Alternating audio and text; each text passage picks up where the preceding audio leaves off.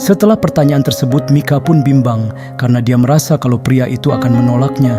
Namun karena sudah kepalang malu, lebih baik lanjut saja mengajaknya menikah lagian juga dari paras lebih tampan dari Lukas, meskipun Mika tidak tahu siapa lelaki ini. "Iya," ucap Mika singkat dengan menganggukkan kepalanya. "Kalau begitu hari ini kita akan menikah," ucap Melvin dengan sangat datar, namun terlihat keseriusannya dalam menjawab. Mika yang menganggap bahwa pria itu akan menolaknya dibuat kaget karena pria itu ternyata malah menerimanya dan mengajaknya menikah hari ini. "Apa hari ini?" tanya Mika dengan sedikit berteriak. "Iya." "Tapi kan kita baru saja bertemu kemarin," sahut Mika. "Iya terus?" tanya Melvin seperti tidak mempermasalahkan hal tersebut. "Kita baru saja bertemu, bahkan nama saja kita saling tidak tahu," lanjut Mika. Melvin pun mendekatkan tubuhnya hingga jaraknya sangat dekat sekali dengan Mika. Kemudian dia pun membisikkan sesuatu. "Bukankah yang mencoba mendekatiku terlebih dahulu kamu kemarin, tapi sekarang seperti aku, yang sangat mengejar-ngejar kamu," bisik Melvin membuat bulu kuduk Mika berdiri. "Hai, perkenalkan aku Melvin Nahluwijaya," sahut Melvin setelah menjauh dari hadapan Mika. "Apa? Keluarga Wijaya?" sahut Mika dengan kagetnya. Pasalnya dia tidak tahu kalau yang dia ajak menikah adalah dari keluarga Wijaya. Mika tidak terlalu kenal dengan grup Wijaya, salah satu grup besar di negara ini. Namun dia sering mendengar kehebatan company tersebut. Karena memang urusan bank, grup tersebut tidak akan pernah menabung ataupun berinvestasi di bank kecil seperti tempatnya bekerja tersebut. "Iya," jawab Melvin singkat. Setelah sadar, Mika pun mulai memperkenalkan dirinya kepada Melvin yang masih stay di depannya. "Hai aku," ucapnya tertahan karena Melvin sudah berbicara lagi. "Mika, dan sekarang bekerja di bank swasta," ucap Melvin. "Kok kamu tahu?" tanya Mika. "Saya tahu nama kamu, orang tua kamu, dan tunangan kamu yang hari ini seharusnya menjadi suami kamu," Melvin berbicara panjang lebar. Setelah Melvin mengatakan itu, Mika baru tersadar bahwa seharusnya sekarang adalah hari pernikahannya dengan pria yang sangat ia cintai dulu. Karena mulai kemarin sudah tidak ada lagi cinta kepada Lukas dan yang ada hanyalah rasa benci dan marah. Tidak mudah untuk melupakan Lukas, kekasih yang sudah ia pacari beberapa tahun ini, tetapi tidak mudah juga untuk menerima pengkhianatan cinta dari sang kekasih. Selama 10 tahun mereka pacaran, Lukas menganggap Mika seperti apa hingga ia harus berselingkuh dengan teman Mika sendiri. Setelah mengingat hal itu, Mika akhirnya menyetujui permintaannya kepada Melvin. "Kalau begitu mari kita menikah," ucap Mika dengan yakin. Dia sangat ingin menghilangkan rasa sakitnya karena telah dikhianati oleh Lukas. Dia ingin membuktikan bahwa dia bisa mencari yang lebih baik daripada mantan tunangannya tersebut yang hanya mendapat Imelda, temannya sendiri. Membiarkan dia mendapatkan bekasnya yang sudah dianggap seperti sampah, yang memang sudah harus dibuang. Brengsek memang harus berpasangan dengan brengsek. Mika yang langsung menerima kesepakatan tersebut menanyakan terlebih dahulu tentang Melvin, mulai dari keluarganya, pekerjaannya, dan yang lainnya. Meskipun Mika tahu kalau Melvin bukan orang sembarangan karena dia menyandang nama belakang Wijaya. Melvin tidak menjawab pertanyaan dari Mika, tetapi langsung pergi meninggalkannya sendirian. Sedangkan sekarang di hotel tempat Mika dan Lukas mengadakan pernikahan sudah sangat ramai oleh para undangan yang berbahagia. Namun saat mama dari Lukas masuk ke kamar calon pengantin wanita, dia tidak melihat Mika berada di dalam. Dia pun panik dan segera memberitahukan kepada Lukas bahwa Mika tidak ada. "Lukas," panggil mamanya. "Ada apa, Ma?" tanya Lukas yang menghampirinya dan meninggalkan rekan kerja yang lainnya. "Mika nggak ada," ucap mama dengan panik. "Apa? Mika nggak ada?" jawab Lukas dengan marah. "Iya sayang, ternyata Mika tidak datang di hari penting mereka berdua dan memilih menghilang di hari pernikahannya." "Ada apa ini, Kas?" tanya mama. "Mika kemarin melihat aku sama Imelda," ucap Lukas dengan santai. Ya, orang tua Lukas memang tahu hubungan terlarang anak mereka dengan teman pacar anaknya. sehingga Mama juga kaget saat Mika ternyata melihatnya. Apa? Kok bisa sih? Iya, Lukas juga bingung.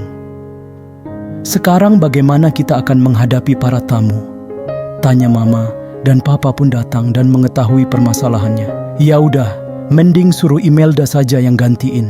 Papa nggak mau tanggung malu loh ya, ucap Papa. Iya, Mama juga setuju. Sambung mamanya Lukas.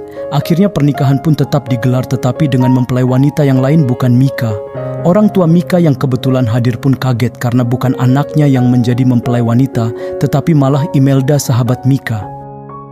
"Pak, kok bukan Mika?" tanya Jenny kepada Papa. "Papa juga nggak tahu, Mah," jawab Papa mencari jawaban juga. Sedangkan Mbak Ratna dan Billy pun merasa bingung karena Mika tidak hadir sama sekali dari tadi, dan rekan yang lainnya juga berpikiran yang sama. Setelah acara pemberkatan selesai, Papa Mika pun menghampiri keluarga Lukas, ingin menanyakan kenapa bukan Mika yang menjadi mempelai wanitanya. "Lukas, kenapa bukan Mika yang menjadi mempelai perempuannya?" tanya Papa Mika dengan penasaran karena Lukas membuat malu keluarganya dengan mengganti mempelai perempuan. "Seharusnya Om tanya ke anak Om yang tidak datang di hari sakralnya," ucap Lukas dengan penekanan. "Maksud kamu?" sahut Papa Alan dengan muka bertanya-tanya. "Mika tidak didatang pernikahannya sendiri, Om," sahut Lukas. "Apa?" Papa Mika saat mengetahui anaknya sendiri tidak datang pun marah semarah-marahnya. Bagaimana bisa dia mempermalukan keluarganya sendiri di depan rekan kerjanya? Papa pun segera pergi diikuti oleh istri dan anaknya. "Udah, Pak, yang sabar." "Gimana mau sabar, Ma? Bisa-bisanya anak itu membuat malu keluarga," sahut Papa dengan melajukan mobilnya kencang menuju ke rumah. Semua tamu juga mengetahui bahwa ada pergantian pengantin, karena yang mereka tahu mempelai wanitanya adalah Mika, anak dari Interest Company, bukan malah Imelda, artis yang tidak terlalu ngetop ini dan hanya membuat sensasi. Banyak tamu yang menggunjingnya karena makeup yang sangat menor dan juga sok cantik, padahal dia hanya mengandalkan tubuhnya yang seksi untuk diperlihatkan.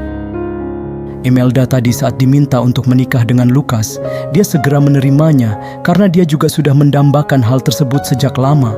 Bahkan saat Mika sudah pacaran dengan Lukas, tetapi dia baru saja berhasil merebut hati Lukas 1 tahun yang lalu saat mereka berada di klub malam bersama.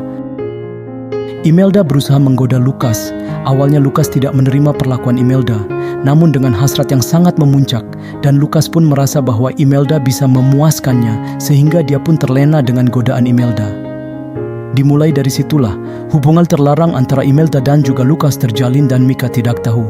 Miris memang selama ini Mika menganggap Imelda sebagai temannya, namun yang diterima sangat bertolak belakang. Setelah pemberkatan selesai, banyak tamu yang izin untuk pulang. Dan banyak juga plan atau rencana dalam pernikahan ini yang tidak jadi dilaksanakan karena kebanyakan yang mengurus tentang acara adalah Mika, sehingga keluarga juga tidak mengetahuinya. Sedangkan Mika setelah bangun tidur, dia segera mandi dan berganti pakaian. Saat sudah selesai, dia pun turun dan melihat Melvin yang sudah berada di meja makan. "Duduk," ucap Melvin membuat Mika duduk seketika. Sesaat Mika memandangi apartemen yang bak hotel bintang 5 tersebut yang terlihat sangat cantik sekali. "Ini hotel apa?" tanya Mika polos. "Ini apartemen," jawab Melvin dengan santainya. "Apa, apartemen?" "Iya, ini bagus banget. Kamu suka?" tanya Melvin dan mendapat anggukan dari Mika. "Iya, kalau begitu apartemen ini untuk kamu," ucap Melvin tanpa berpikir panjang. "Apa?" ucap Mika syok karena terlalu tiba-tiba. "Iya, apartemen ini untuk kamu." "Kenapa?" tanya Mika. "Gak kenapa-kenapa, udah sekarang makan," perintah Melvin. Mika pun memakan makanan yang berada di depannya. Saat suapan pertama ia merasa makanannya sangat enak dan seperti masakan rumahan. Dia pun mencoba bertanya, "Ini kamu yang masak?" tanya Mika dengan melihat makanan tersebut. "Iya," jawab Melvin singkat, karena biasanya asisten rumah tangga datang pagi hari untuk bersih-bersih dan juga sore hari, kemudian kembali ke mansion utama. Sementara Melvin hari ini menyuruh agar tidak datang ke apartemen sehingga dia masak sendiri. "Wah, enak banget, makasih." Segera Mika memakannya dan ternyata makanannya sangat enak sekali sehingga dia sangat ketagihan. "Gimana?" tanya Melvin. Enak. Setelah itu mereka pun makan dengan khidmat tanpa ada yang berbicara. Setelah selesai makan, Melvin pun memberikan selembar kertas yang berisi banyak kata. "Ini apa?" tanya Mika yang menerima kertas tersebut. Saat membacanya, Mika melihat ada sebuah tulisan kontrak pernikahan. "Ini kontrak pernikahan?" tanya Mika saat tahu ada kata tersebut. Melvin menyuruh Angga untuk membuat kontrak pernikahan karena dia sudah menemukan calon istri yang tepat untuknya. Dan Angga juga mulai tahu kenapa bosnya menyuruhnya untuk mencari data seseorang kemarin. "Iya, kamu baca dan pahami aja. Kalau ada yang tidak paham kamu boleh tanyakan." Melvin menjelaskan hal tersebut.